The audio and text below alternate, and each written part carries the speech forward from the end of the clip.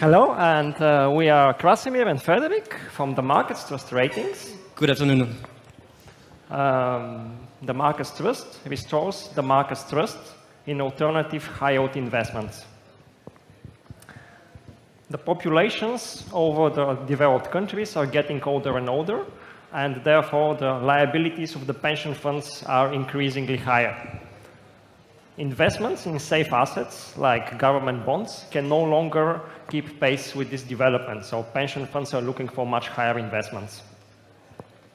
There are indeed assets who deliver much higher returns. So, for instance, the so-called contingent convertible or COCO bonds issued by major European banks, which are fully in line with what the pension funds expect in terms of return, but it is not without risk. So, some people have said, well, so these COCO bonds, they are a sexy high-yield investment with a suicide belt attached. For over 80 years, people, professional investors, have relied on credit rating agencies to assess the risk of structured products. Well, unfortunately, during the last financial crisis, what we saw is that rating agencies were too late to react, too unreliable, and too much biased in their rating assessment. So what we want to do, we want to restore the market's trust in alternative high-yield investments.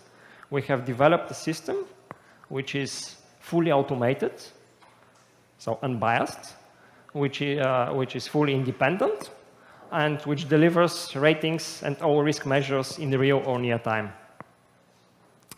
It works very simple. So the professional investor chooses its package, either web or through API or to one of our data partners, and it chooses the specific package like bank contingent convertible bonds, in which the investor is interested in. After a subscription, he receives a dynamic dashboard containing all relevant risk measures for the selected assets, with validation, with forecasting, for a single asset view, as well as for portfolio view.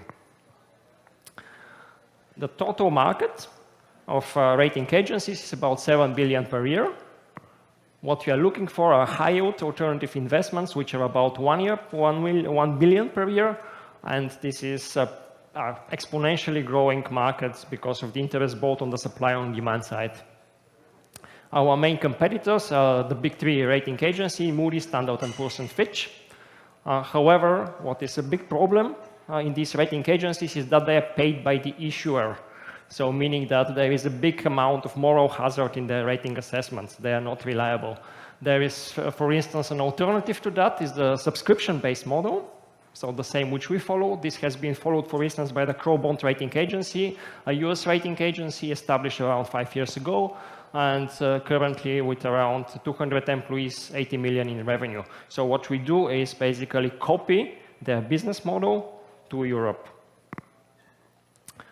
In addition to that, we have a technological advantage.